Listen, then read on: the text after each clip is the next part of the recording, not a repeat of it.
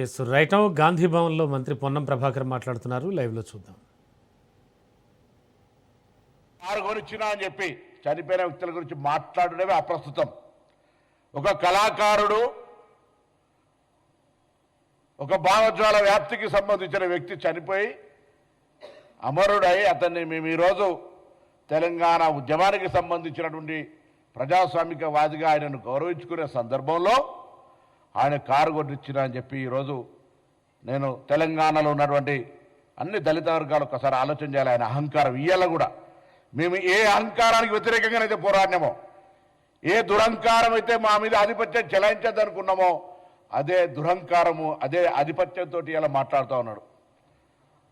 మేము ఎన్నడూ కూడా చెప్తున్నాం, ఇవాళ కూడా రాజకీయ పరంగా ప్రజాస్వామిక భారతదేశంలో తెలంగాణ కూడా అంతర్భాగమే. మేము కూడా అనేక సందర్భాల్లో ఆంధ్రాకి వెళ్తాము. Andhra, Telangana is a separate states, Telugu రాష్ట్రాలు. కానీ ఆయన మాట్లాడినటువంటి ప్రెస్ కాన్ఫరెన్స్ చూస్తూ ఉంటుంటే ఇది పాకిస్తానా ఇండియా అని మళ్ళీ మాట్లాడుతూ ఉన్నాడు, పాస్పోర్ట్ తీసుకోవాలని. ఈ మైండ్ సెట్ తీసేయండి. ఆయన శాసనసభలు ఉన్నారు, ఇలా పార్లమెంట్ గురించి ఐడియా లేదు. నేను పార్లమెంటు తెలంగాణ బిల్ అయ్యే సందర్భంలో ప్రత్యక్ష సాక్షి. అంతకంటే ముందు కూడా చిన్న బిల్లు వస్తే కూడా నేను అనేక సందర్భాలు చెప్పిన ఈ పార్లమెంటరీ వ్యవస్థలో తెలిసి మాట్లాడుతురా తెలియక మాట్లాడుతురా, తలుపులేసి పార్లమెంటులో బిల్లు తెచ్చుకున్నారని చెప్తారు. ఇప్పటికీ ఇంత కక్ష, ఇంత అక్కసు తెలంగాణ మీద మాటల్లో మాట్లాడుతూనే మళ్ళీ తెలంగాణ మీద అక్కసు వెళ్ళగొస్తా ఉన్నాడు. ఇది మంచిది పద్ధతి కాదు. నేను తెలంగాణ మీద ప్రేమ ఉంది అంటుండు, తెలంగాణ మద్దతుకి నన్ను మాట్లాడినరా? తెలంగాణ అమరవీరులు చనిపోతుంటే వాళ్ళకి ఎప్పుడైనా నువ్వు సంఘీభావం అరే ధైర్యంగా ఉండండి, తెలంగాణ పోరాడి తెచ్చుకోవాలని చెప్పినావా? అవహేళన చేసినావు. తెలంగాణ ఏర్పడితే 11 రోజులు అన్నం తినలేదని చెప్పినటువంటి వాడివి. తెలంగాణ ఏర్పాటును అవమానించినటువంటి వ్యక్తివి. ఇలా మీరు మాట్లాడితే ఎట్లా? మళ్ళీ రాజకీయంగా వక్ర భాష చెప్పేటువంటి ప్రయత్నం జరుగుతోంది. అలా వారు పక్కకు మాట్లాడిన కొద్దీ తాపకొక స్లిప్పిట్లు వస్తూ ఉంది. పాపం పవన్ కళ్యాణ్ గారిని పేడ్ ఆర్టిస్టు, రేపు పొద్దున నిజంగా నాగరం కూడా బాగా డబ్బులుంటే నేను కూడా ఆయన ఒక పాత్రకి ఎంగేజ్ చేసి ఈ విధంగా మాట్లాడగలగడానికి అవకాశం. ఎందుకంటే ఆయనకు వచ్చే చిట్టీలు భారతీయ జనతా పార్టీ నుంచి వస్తున్నాయి, టీఆర్ఎస్ పార్టీ నుంచి వస్తున్నాయి. తెలుగు స్క్రిప్ట్ రాసుకొని మాట్లాడతారు. భావజ్వాల వ్యాప్తి ఉంటే, తెలంగాణ నరాన గుండెల్లో ఉంటే నేను ఎవరిని అవమానిస్తాను? ఆంధ్రప్రదేశ్ ప్రజలను కూడా. ఈవెన్ చంద్రబాబు నాయుడు గారు, తెలంగాణ ముఖ్యమంత్రి రేవంత్ రెడ్డి గారు వచ్చి కూర్చుంటే కూడా తెలంగాణ విభజన హామీలను సామరస్యంగా పరిష్కరించుకోవాలని మాట్లాడుకునేటువంటి అటువంటి వాతావరణాన్ని కలిగేసే ప్రయత్నం చేస్తూ ఉన్నాం. ఇక్కడ ఉన్నటువంటి వాళ్లకు అన్ని రకాలుగా శాంతి భద్రతతో సహా ఎక్కడ కూడా అవసరమైతే రాజకీయంగా ఇవాళ చాలా మంది పోటీ చేసి గెలుస్తూ ఉంటారు, ఎవరికి అభ్యంతరం లేదు. ఏమనంటే కొండగట్టుకు పైసలు ఇచ్చినండి, నీ అయ్యే జాగిరియా పైసలు? తెలంగాణ ప్రభుత్వం, ఆంధ్రప్రదేశ్ ప్రభుత్వం వస్తే ఇంకొక మాట మాట్లాడతారు, రానియరా తిరగనియరా. గత 4 నెలల కింద వచ్చినప్పుడు తెలంగాణ ప్రభుత్వం ఆయనను తెలంగాణ గెస్ట్గా ఇచ్చిన ప్రోటోకాల్ ఇచ్చి, అది మర్చిపోయి మాట్లాడితే ఎట్లా?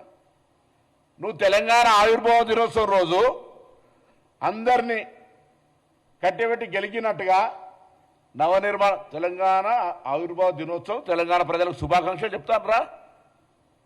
ఇది ప్రజల ఆకాంక్ష, పోరాడి సాధించుకున్నారు, బాగండి అని కోరు.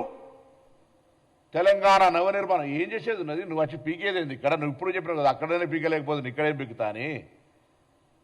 మళ్ళీ ఎందుకు ఇట్లా అనేటి ఒక మాటలు, చెప్పేది ఒక మాట. స్క్రిప్ట్ పాపం చక్కగా రాసిస్తలేరు బీజేపీలో, ఎవరో ప్రాపర్ గైడ్ చేస్తలేరు. అంతే ఒక మాట బీజేపీ వాళ్ళు ఈయనతో పొత్తు కూడా పెట్టుకోమని చెప్పే పరిస్థితులలో, ఒకసారి పొత్తు పెట్టుకుంటామనే పరిస్థితులలో ఆలోచన ట్రస్ట్ ట్రావెల్ జరుగుతున్నట్టు. ముందు ఒక ఆర్టిస్టును హీరోగా పెట్టుకోవాలంటే ముందు టెస్ట్ డ్రైవ్ చేస్తున్నట్టు, అంటే స్క్రీన్ టెస్ట్ చేస్తే స్క్రీనింగ్ అట్లా చేస్తున్నట్టు పవన్ కళ్యాణ్ గారిని పాపం తెలుసుకోవాలి. అటు బీఆర్ఎస్ పార్టీనా, ఇటు భారతీయ జనతా పార్టీ ఎవరో ఒకరు మాత్రం ఆయన ఎంగేజ్ చేసుకున్నటువంటి ఆర్టిస్ట్గా వాస్తవం.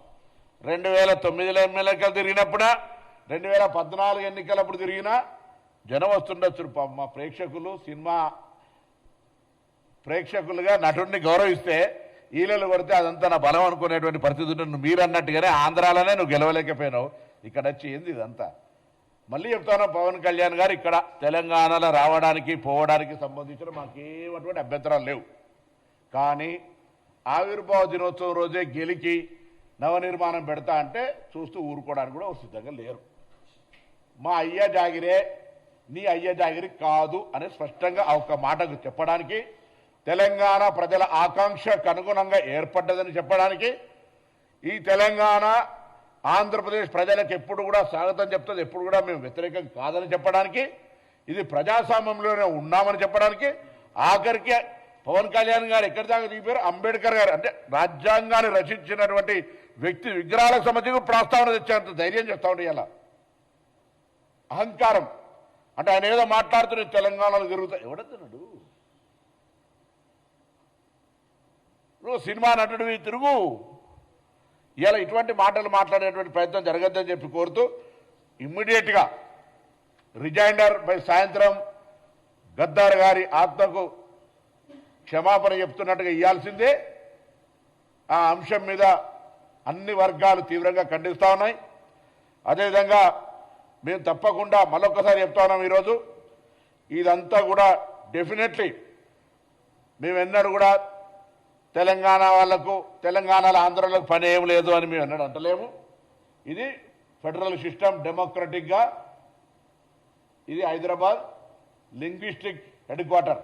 అన్ని భాషల వాళ్ళు ఉంటారు, అన్ని వ్యాపారాలు ఉంటారు. ఎన్నడూ కూడా నేను హైదరాబాద్ ఇన్ఛార్జ్ మంత్రి చెప్తాను, నీకు ఇక్కడ ఏం ఇబ్బంది లేదు, ప్రొటెక్షన్ అందిస్తాం కానీ ఇక్కడ వచ్చి గెలుకకు అనవసరంగా తెలంగాణ ఆత్మ గౌరవాన్ని ఆ భావాన్ని రెచ్చగొట్టే ప్రయత్నం చేద్దని నేను కోరుతాను.